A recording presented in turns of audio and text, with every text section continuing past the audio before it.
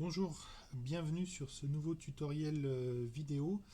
Aujourd'hui, je vais vous montrer le mode qu'on appelle barcode configuration, qui est un mode de réglage dont on dispose sur la gamme de lecteurs Microhawk. Ce mode est activé en fait grâce à la lecture d'un code data matrix bien particulier qui va en fait permettre de faire rentrer le lecteur dans un mode où il sera capable d'interpréter des codes commandes qu'on enverra de la même manière, donc des codes commandes qui seront encodés sous la forme d'un data matrix. Donc dans un premier temps, je vais vous montrer un petit peu le fonctionnement sur l'appareil, et puis après je vous montrerai comment générer ces codes et où trouver en fait la liste de tous les codes potentiels qu'on peut envoyer à l'appareil. Donc pour mon exemple, j'ai imprimé en fait les codes comme vous l'avez vu sur des petits bouts de papier. Donc on va commencer par scanner ce code bien particulier qui va nous permettre de faire entrer le lecteur en mode configuration barcode. Donc vous allez voir qu'au moment où je vais lire le code, l'appareil va le reconnaître et vous voyez que les LED qui se situent sur la face avant de l'appareil se mettent en mode guirlande, là elles se mettent à clignoter, ce qui nous indique que le lecteur est bien passé dans ce mode barcode configuration. Donc à partir de maintenant, quand je vais lire les fameux codes que j'ai préparés à l'avance, le lecteur va les interpréter et va faire le réglage associé à ce code. Donc là, pour que ce soit très visuel, vous allez voir que le code que j'envoie correspond à une variation d'intensité des LED. Donc là, je vais scanner un code qui, vous l'avez vu, m'a permis de baisser l'intensité lumineuse des LED de l'appareil. Et une fois que j'ai fait ça, je vais scanner un autre code qui est celui-ci, qui va me permettre de sortir du mode barcode configuration. Voilà, donc là l'appareil l'a lu et l'appareil est sorti du mode configuration et les nouveaux réglages sont dans l'appareil. Donc tout ça sans rentrer la moindre ligne de code, sans passer par un logiciel. Voilà, et puis je vais vous montrer l'opération inverse. Donc je relis mon code pour entrer dans le mode configuration. J'en ai la confirmation grâce à la petite guirlande de LED.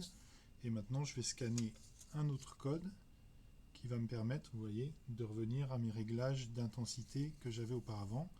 Et je valide le tout en scannant le code Z qui me permet de sortir du mode barcode configuration.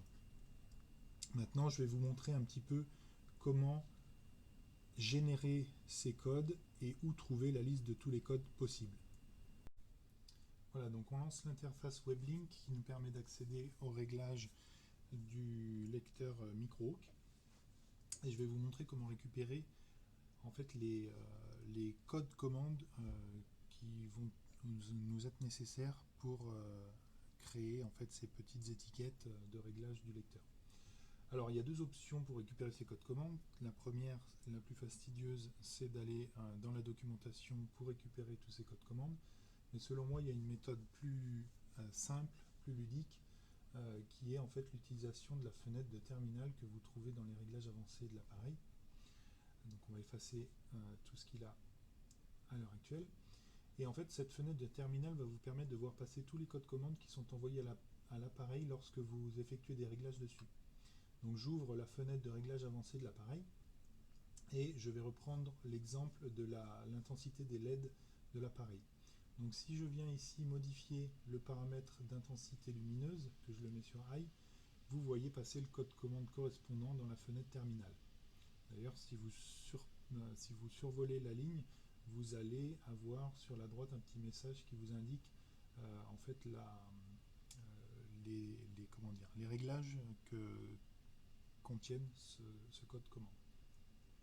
Et de la même manière, si je choisis de le repasser en low, vous allez voir l'autre code commande avec les valeurs différentes qui permettent de repasser l'éclairage en mode de changer l'intensité de l'éclairage.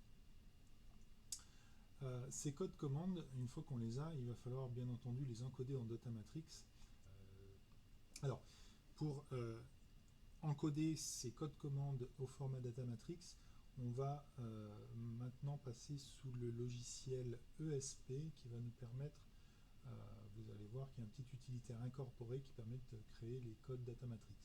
Donc par contre pour ça il faut avant tout fermer Microscan WebLink puisque on ne peut pas se connecter en parallèle avec ESP. Donc je suis en train de lancer ESP, voilà. Donc je me connecte à l'appareil en lui donnant la bonne adresse IP. Je passe en mode App Mode. Et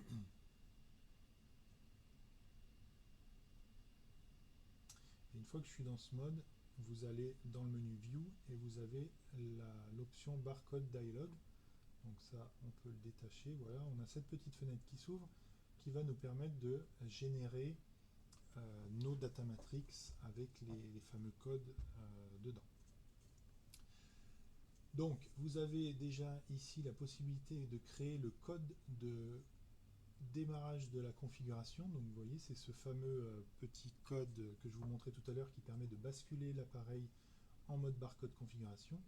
Et puis, en cochant cette case, vous allez également pouvoir générer le code Z qui permet de valider les réglages et de sortir du mode de configuration.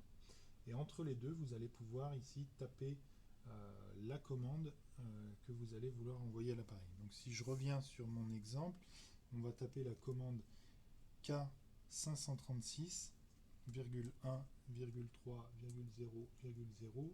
Je finis par un symbole supérieur. Et vous voyez que vous avez automatiquement le code data matrix correspondant qui a été généré.